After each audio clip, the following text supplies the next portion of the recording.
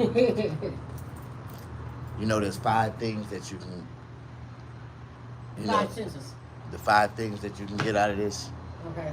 out of, out of, out of this 5 cents.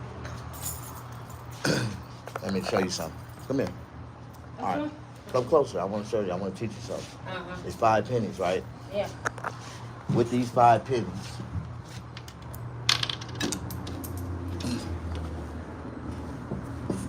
there's a smell. Smell? Yeah, I want you to see. Can you smell it? Can you smell those 2 pennies? Uh-uh. You ain't close enough. But you got to get closer. No, for real. It ain't no trick. Uh. Just get closer and tell me Okay. if you can smell them. Mm-mm. I'm serious. No, I can't smell no pennies, boy. What you smell like ashes. It's fruit. It smells like fruit. It's a pear. Shut up. No, come here. Let me show you something. Okay. Okay. And where's the apple? Okay. Where's strawberry? Now, out of that, do you see the car? You don't see the car? The car? It's 3 Lincolns right there. Oh, yeah. That's, Okay. that is Let me ask you something else. Lincoln. Right now, Okay, that's 4. do you see the snake? It's 4 copperheads right there in front of you. Right, okay. All right. Right now, do you see the dick? You won't for 5 cents. I'm just telling you. So you ain't gonna see no man dick unless you with 5 cents. All right, that's the things you can buy with 5 cents, and the things you can't. How y'all doing? Come on in, show me some love. Show me some love, and I'm gonna show you some. Did y'all learn anything out of that? Did y'all catch on to what just happened? All right, we're gonna wait till the audience come in, and I'm gonna do it to y'all again.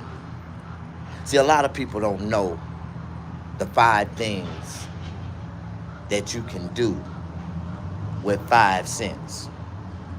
You know, a real brother, a real black man can take 5 cents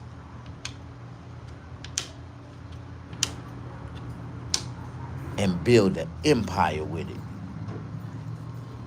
See, 5 pennies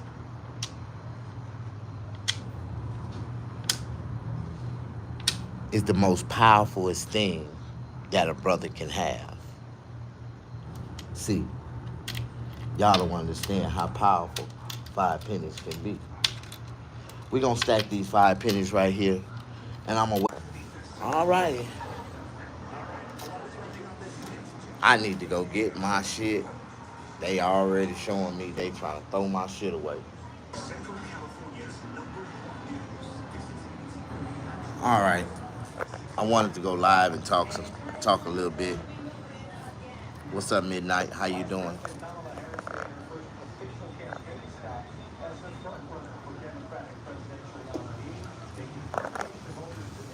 To Kamala Harris. Kamala, you will not be president of the United States of America. I ain't voting for you.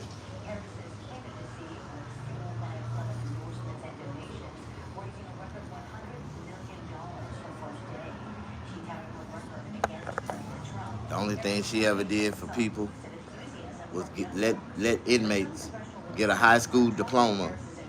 No, it was a high school degree. That's what it was. A high school degree. I didn't even know you can get a degree in high school.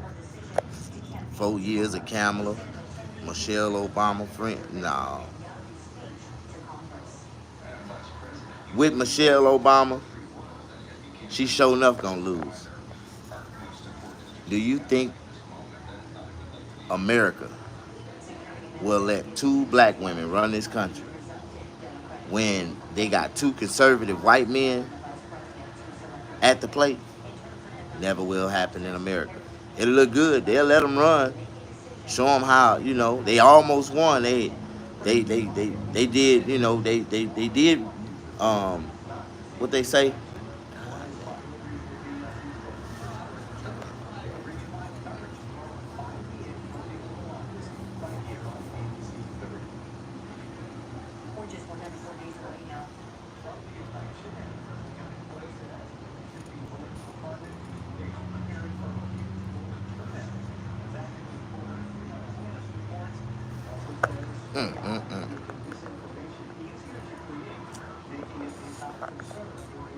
Our whole country gonna be bankrupt if we let Kamala Harris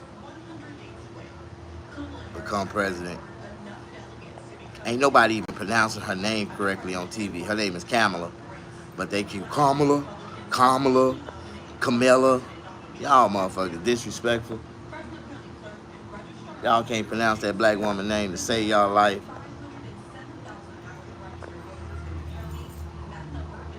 What's up, extra ketchup?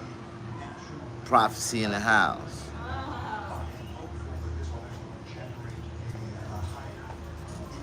And the flies turning in there.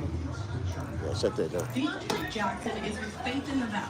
Community organizers like her work every election cycle to meet residents where they are and get out to vote.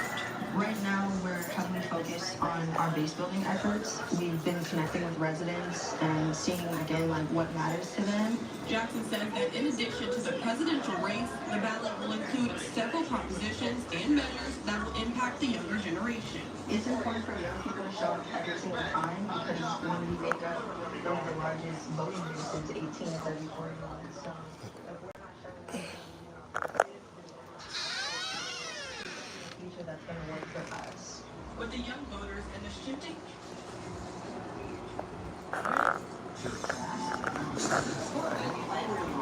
and sometimes frenzied fix.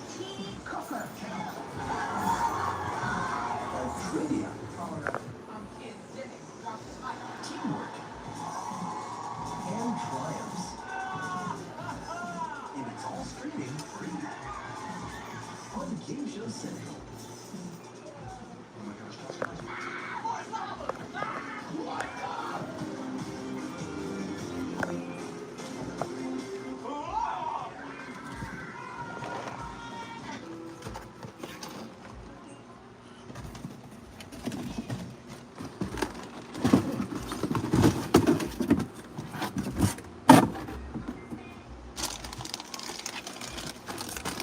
You have tastemakers all over your hand. Now we're in your home, where the struggle becomes your business. where style meets flavor. Wherever you need to be. Where we bring the smoke and the fire. Tastemakers screaming all choices and taste matters. We always pay the exceptional and special. For the reward, it's Now, everywhere you need to be. Tastemakers.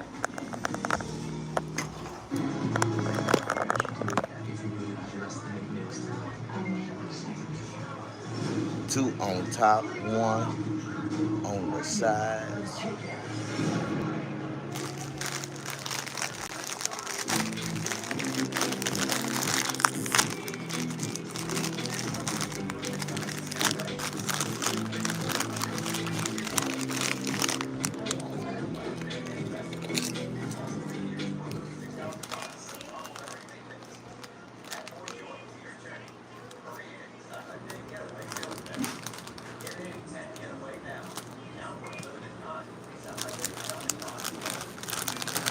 And welcome back to Live Now from Fox. I'm Andrew Kraft. Thanks for being with us. Really busy Tuesday here. We'll get started with all of this top political headlines as well.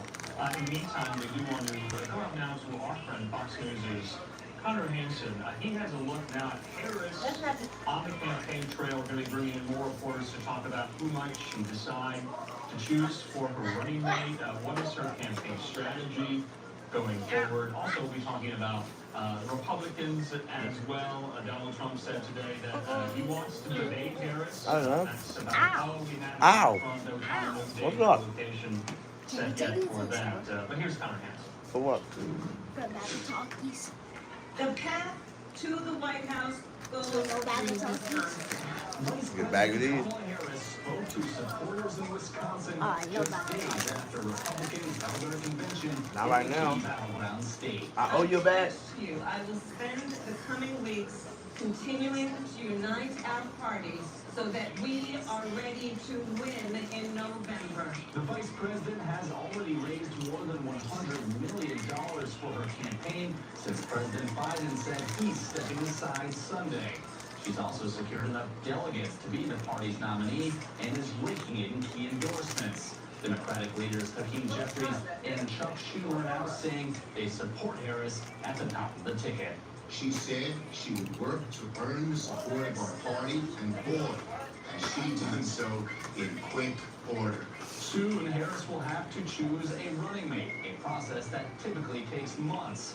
Among those on her reported shortlist are Arizona Senator Mark Kelly and Pennsylvania Governor Josh Shapiro, both from key battleground states. The Vice President has a deeply Either one of them, it don't matter. as to who she wants to run with, who she wants to govern with, and who she thinks is prepared to help her lead the nation. The Democratic National Committee will meet this week to decide how to move forward, but it will likely choose its candidate in a virtual delegate meeting in early August before the convention. In New York, Connor Hansen, Fox News. Connor, thanks so much. We do want to bring into the conversation now our friend at 24 Site, Tom Bianco, who joins me to talk about all of this and more. Tom, good to see you. Thanks for being with us here. You're kind of our go-to beef steaks Svengali, if you will. You've gotten us through the Republican side, but now we're in new territory because the Democrats, Harris, has to pick her own running mate here. Who would have thought? So Tom, we have been throwing up this graphic for our viewers really all day about some of these would-be contenders here. And there's some reporting to suggest that the now Harris campaign have asked some of these would-be contenders for materials to vet them here. What have you heard? And is anyone on this graphic, should they not be on that graphic? And is there anyone who's not on who should be? What do you hear? Ooh, that's fascinating. Boy, talk about deep stakes in miniature. Boy, if Trump's was the longest running season, this is the shortest season we've ever seen. This is real fascinating. You know, the names I was hearing in the run-up to Biden, you know, actually exiting Kamala Harris, VP Kamala Harris, taking the reins here. The big names I was hearing in the run-up to that, my Democratic sources were Roy Cooper, the North Carolina governor, Kentucky Governor Andy Beshear, of course, who we see here. Josh Shapiro, yes, and Mark Kelly as well. Now, there's been a little bit of interplay here, which we've noted here. People, you know, a lot of these are big Democratic stars. A lot of folks from 2020, a lot of people with potential heading into 2028. And, you know, of course, it's very important to note here, you look at Michigan Governor Gretchen Whitmer, you know, who has been very clear that she doesn't want anything to do with the ticket. She just wants to support Kamala Harris and the Democrats going into November. She doesn't want to be on there at all. As we have learned from Biden himself and the Biden campaign team, in politics, no is not always a definite. And that can change on a dime. But I would say everything I hear from my Democratic sources on this is somebody Midwest, maybe South, probably Rust Belt. The governors look good. Somebody who can help kind of soften her image a little bit with the white blue collar voters. Some black voters too that you need Biden for, that he used to bring in. It's about keeping that coalition together. So since you and I last spoke, I believe on Sunday, the really entire party apparatus has coalesced around Harris. Weirdly enough, and this is somewhat peculiar, not former President Barack Obama. It seems like he's somewhat of the lone holdout here. In my hands, I have this guest essay that was just published in the New York Times by none other than Hillary Clinton, the former Democratic nominee for president. In 2016, I have it right here, the title of which says this: Hillary Clinton, I know Kamala Harris can beat Donald Trump here. So kind of a ringing endorsement from the first female Democratic nominee, any nominee of a major political party in the United States here. She ends the op-ed here saying this: the time for hand-wringing is over. Now it's time to organize, mobilize, and win. You know, I asked you this question on Sunday. What if this gambit and gamble by the Democrats to make Harris the presumptive nominee doesn't work, that they can't pull it off, that she might lose to Donald Trump? What will the soul searching look like in November, on November 6th? A lot worse than it looked in January 2017.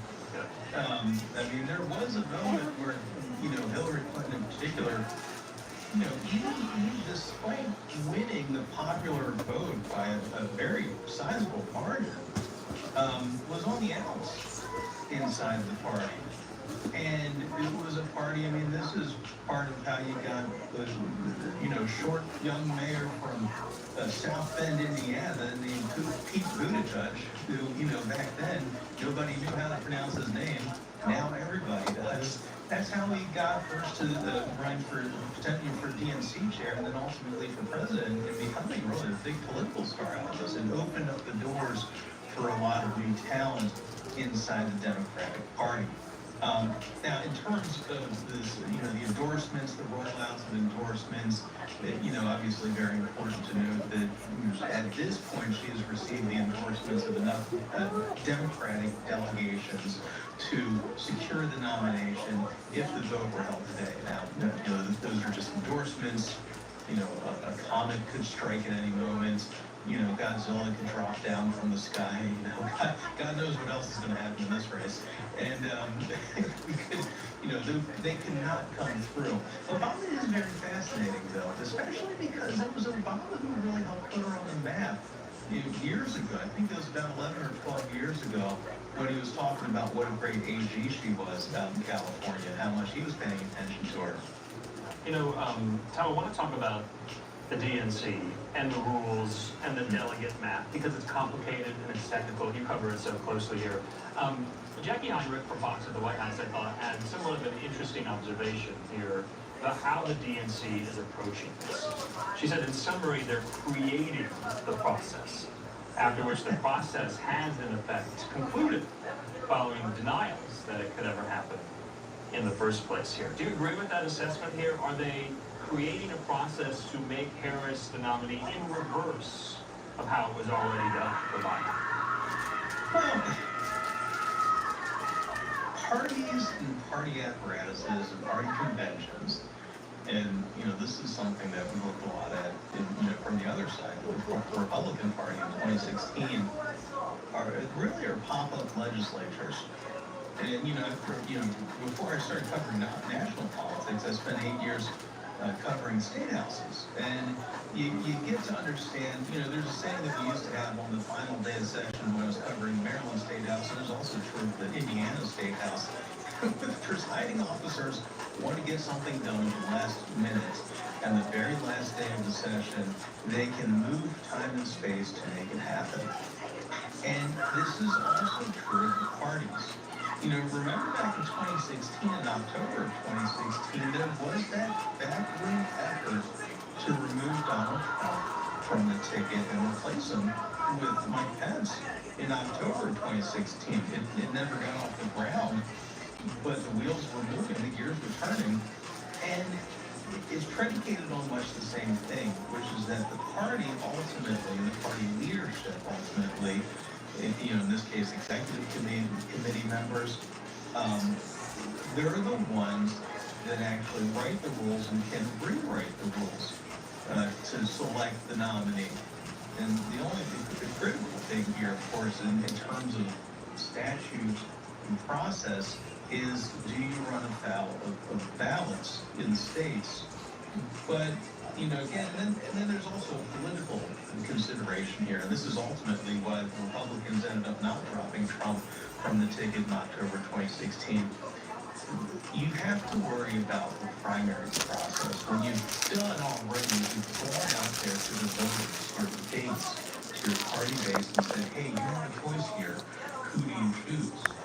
And then if you go and do something like that at the last Hey, Debbie. minute, Hey, Incognita. they gate the support of your base. It's obviously a little bit different here with Biden and all these things, but That's the Republican criticism about how the Democrats are running this process. That they're saying that the Democrats are rendering the primary process moot. All right, y'all. I'm going to see y'all in a minute. Necessary if this is how nominees